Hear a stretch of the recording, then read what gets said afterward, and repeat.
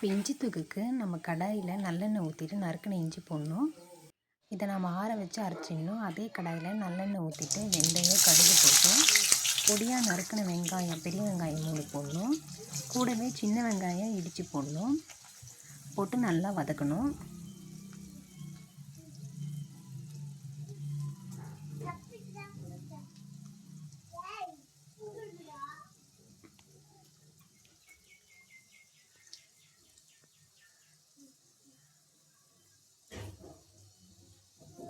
இப்போ காஞ்ச மிளகா கிள்ளி போடணும்.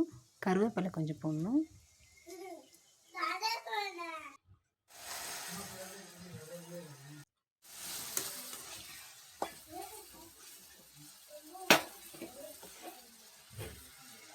அரைச்ச இஞ்சியை போட்டுடணும். நல்லா கிளறணும். அடுத்தது நம்ம மஞ்சத்தூள் போடணும். மஞ்சத்தூள் போட்டு கொஞ்சம் கிளறி விடணும்.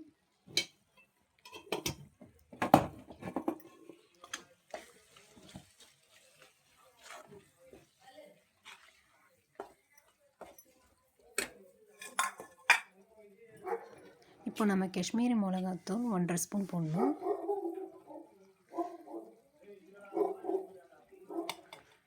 போட்டு வதக்கணும். இப்போ நம்ம கரைச்சி வச்ச புளியை ஊற்றணும்.